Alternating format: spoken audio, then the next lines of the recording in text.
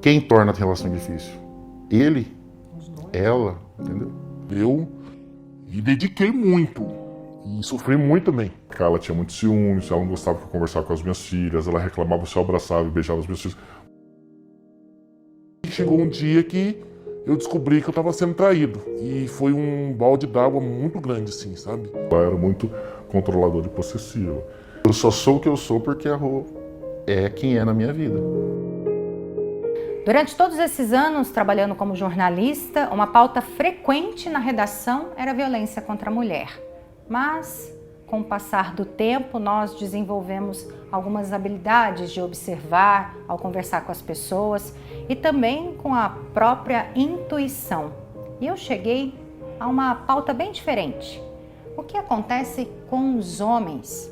Para falar sobre essa sombra, a gente precisa dessa penumbra, porque quebrar o silêncio do masculino nem sempre é fácil. Me sinto neste momento uma privilegiada por poder ouvir o que um homem tem a dizer sobre a sua vida afetiva. Você foi vítima de um relacionamento tóxico? Fui vítima de um relacionamento tóxico, tive um relacionamento de 2 anos e eu fui pai aos 22. Então eu era marido, filho e pai. Então eu tinha mais essa responsabilidade de ser o provedor da casa, de ser o cabeça, e tinha que também dar uma base para o meu filho. Só que muitas vezes eu me calei, não porque eu não queria compartilhar com a Rô.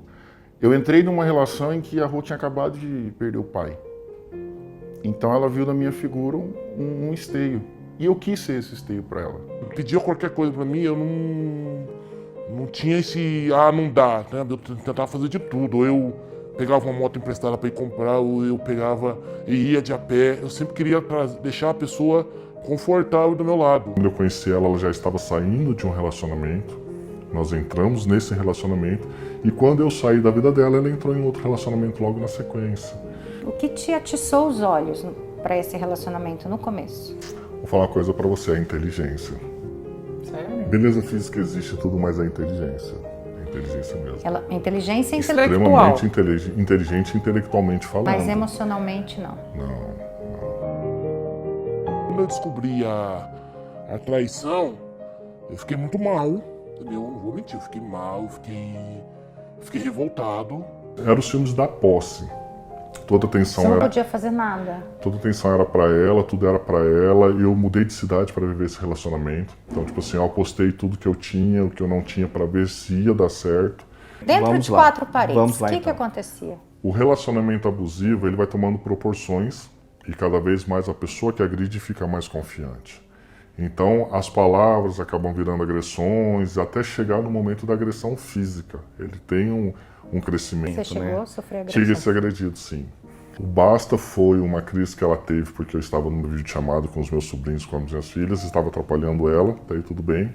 E aí depois que eu acordava, eu ficava pensando, mas onde que eu errei? O que eu fiz de errado? Por que deu? Ela pediu para eu dormir na sala, falei, tudo bem, sem problema. Eu peguei o edredom que ficava no guarda-roupa de frente para a cama dela e virei. Ela falou, você não vai levar o edredom, você vai dormir, mas não é para levar nada, era nesse sentido. E aí foi quando eu estava segurando o edredom e ela puxou o edredom e ela me chutou.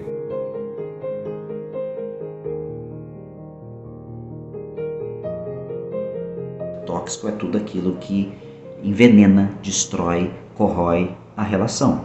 Então, quando eu sou procurado para atender casais, eles sequer percebem que estão mergulhados para cima da cabeça já numa relação de toxicidade. Com a minha liberdade cerceada, eu não posso ter amigos diferentes do dele, eu não posso, ou dela, né? Relembrando que a toxicidade é para os dois lados.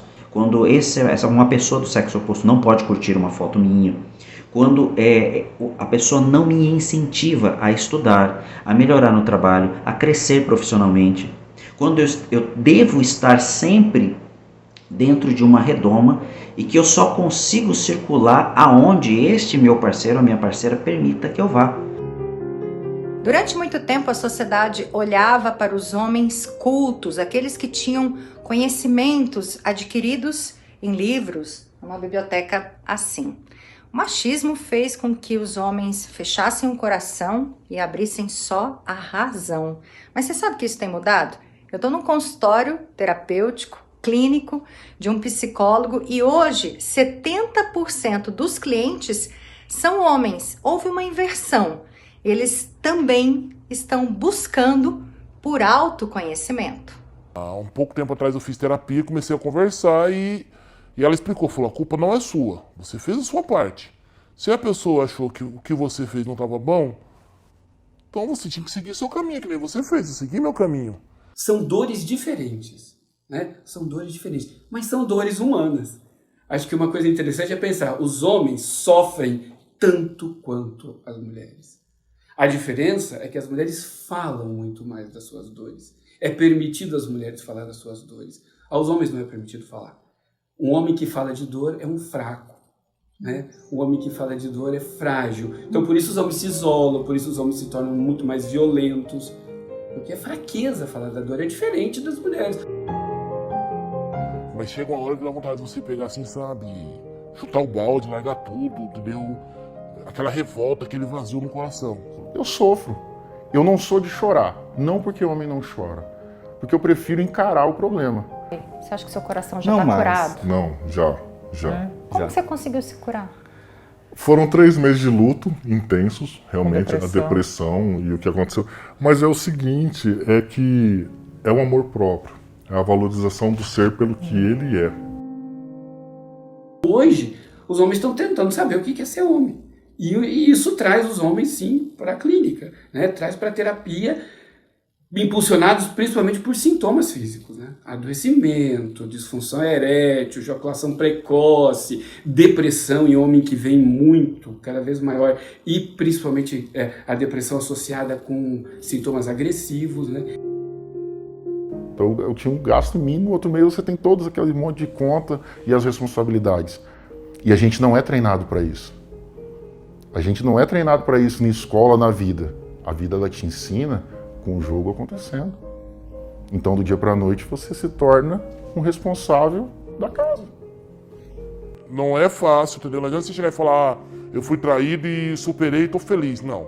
Você vai passar por um período que você vai sofrer, porque você vai lembrar da pessoa. E eu ficava assim, falar, cara, mas se eu ficar com essa pessoa, será que vai acontecer a mesma coisa que aconteceu com a outra? Será que eu vou ter a mesma decepção? Cada um na sua casa. Acho que relacionamento, de morar junto, conviver, comer, dormir, essas coisas, eu fiquei meio restrito a isso. Então ainda existe sim o receio, ainda existe o medo. Algumas coisas ainda me travam, entendeu? Conversa alta, assim, não que seja um trauma constante, mas mulher falando alto, sabe quando você dá aquela travada? E você fala, não, você precisa continuar. Eu acho que é o entendimento que te tira essas algemas. Não que ele vá assumir para sempre, mas você aprender a conviver. Aquela cicatriz que está ali, que não dói mais, mas que ela sempre vai estar ali no seu corpo. Sozinho, acabar sozinho, acho que ninguém quer. Mas hoje eu penso, cada um no seu canto, cada um com a sua casa, cada um com a sua família e ao mesmo tempo cada um com o seu tempo junto. Mas aquela construção, eu acho que não. Sofrimento é uma condição humana. Se a gente sofre, é porque a gente vive, né? Tenho dor, logo existo. Isso tanto para homens como para mulheres. É importante que esses homens possam buscar ajudas profissionais, possam conversar, possam ir ao terapeuta, possam conversar nos seus grupos de ajuda nas igrejas, grupos de conversa. Tudo isso é muito importante para que esse homem fale da sua dor e não precise transformar a sua dor em isolamento e principalmente em violência.